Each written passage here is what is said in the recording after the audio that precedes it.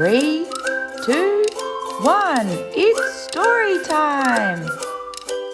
Oh, hi there. Welcome back to another episode of Storytime with your mate Kate. I'm your mate Kate. Now, let's see what we have on the bookshelf today. Today, we are going to be reading Paddington, the original Paddington adventure by Michael Bond and illustrated by R.W. Alley. I can't wait to read Paddington. Now, Paddington was actually a special request by my friend Jack, who, if you're watching, Jack, I hope you like this story as much as I do.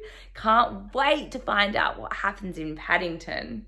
Now, if you have this book at home, run along and grab it and we can read along together. If not, sit back, relax, and enjoy today's story of Paddington by Michael Bond on Storytime with your mate Kate. Oh! Mr. and Mrs. Brown first met Paddington on a railway platform. In fact, that was how he came to have such an unusual name for a bear, because Paddington was the name of the station. The Browns were waiting to meet their daughter, Judy, when Mr. Brown noticed something small and furry near the left luggage office. "It looks like a bear," he said. "A bear?" repeated Mrs. Brown. "On Paddington Station? Don't be silly, Henry. There can't be."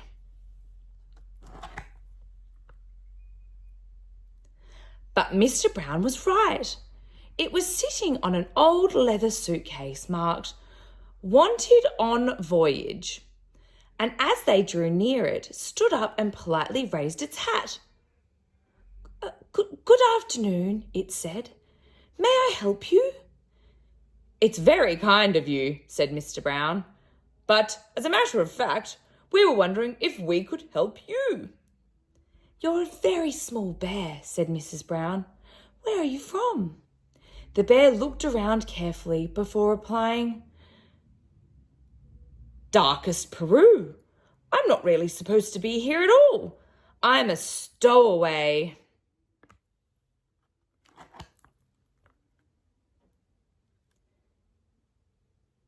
"You don't mean to say you've come all the way from South America on your own," exclaimed Mrs. Brown. "Whatever did you do that for?" Unlocking the suitcase, the bear took out an almost empty glass jar. "I ate marmalade," it said. "Bears like marmalade." Mrs. Brown looked at the label around the bear's neck. It said quite simply, "Please look after this bear. Thank you."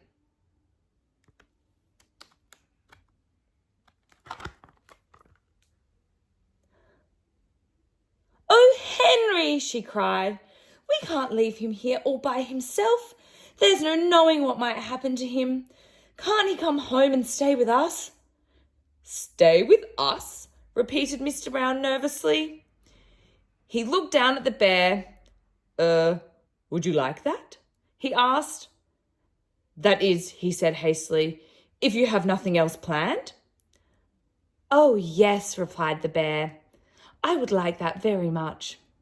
I've nowhere to go and everyone seems in such a hurry."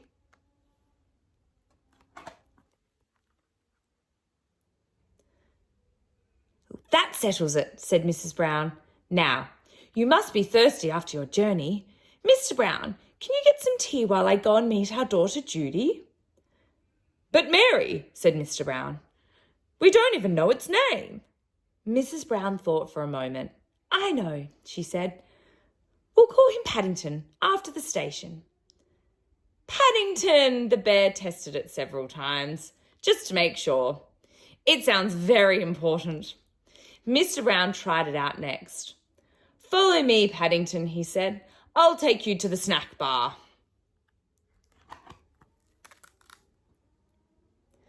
Mr. Brown was good at his word. Paddington had never seen so many snacks on one tray, and he didn't know which to try first. He was so hungry and thirsty, he climbed onto the table to get a better look. Mr. Brown turned away, pretending he had tea with a bear on Paddington Station every day of his life. "Henry," cried Mrs. Brown when she arrived with Judy, "what are you doing to that poor bear?" Paddington jumped up to raise his hat, and in his haste he trod on a strawberry tart, skidded on the cream, and fell over backwards into his teacup. "Oh no, Paddington." "I think we'd better go before anything else happens," said Mr. Brown. Judy took hold of Paddington's paw. "Come along," she said. "We'll take you home, and you can meet Mrs. Bird and my brother Jonathan." Mr. Brown led the way to a waiting taxi. "Number 32 Windsor Gardens, please," he said. The driver stared at Paddington. "Bears is extra," he growled.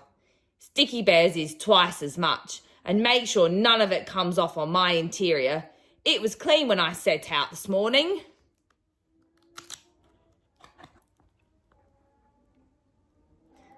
The sun was shining as they drove out of the station, and there were cars and big red buses everywhere. Paddington waved to some people waiting at a bus stop, and several of them waved back. It was all very friendly. Paddington tapped the taxi driver on his shoulder. "It isn't a bit like darkest Peru," he announced. The man jumped at the sound of Paddington's voice. "Cream," he said bitterly. "Cream and jam all over me coat." He slid the little window behind him shut. "Oh dear, Henry," murmured Mrs. Brown. "I wonder if we're doing the right thing."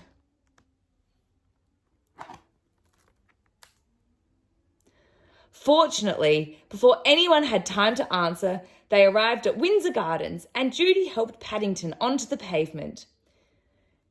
"Now, you're going to meet Mrs. Bird," she said. "She looks after us. She's a bit fierce at times, but she doesn't really mean it. I'm sure you'll like her." Paddington felt his knees begin to wobble. "I'm sure I shall, if you say so," he replied. "The thing is, will she like me?"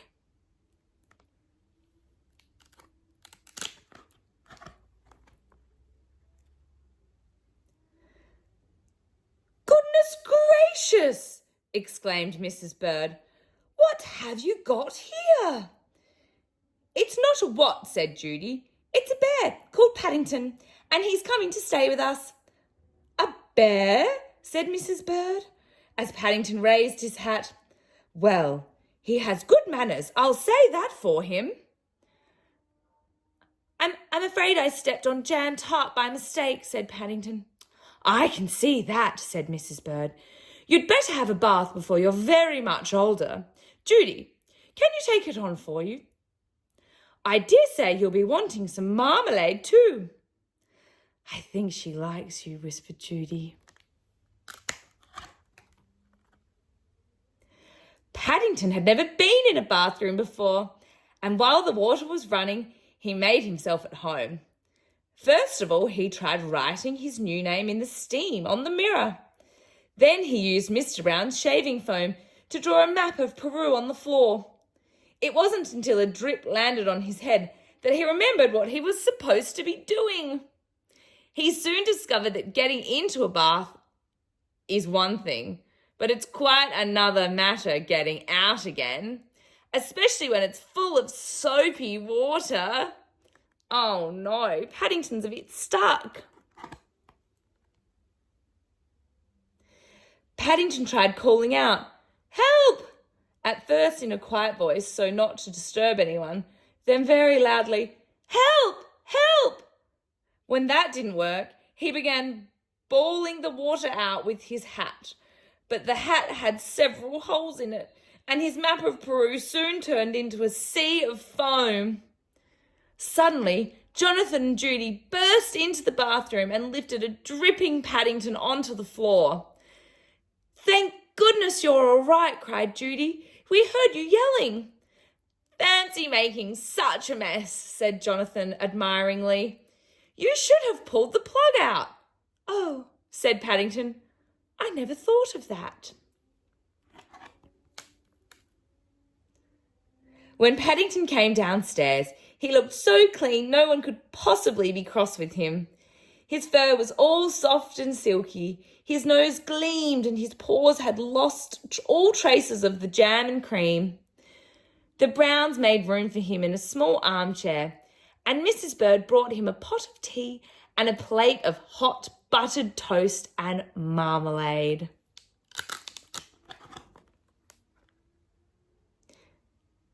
"Now," said Mrs. Brown, "you must tell us all about yourself. I'm sure you must have had lots of adventures." "I have," said Paddington earnestly. "Things are always happening to me. I'm that sort of bear." He settled back in the armchair. "I was brought up by my Aunt Lucy in the darkest Peru," he began, "but she had to go into a home for retired bears in Lima." He closed his eyes thoughtfully, and a hush fell over the room as everyone waited expectantly. They're all waiting.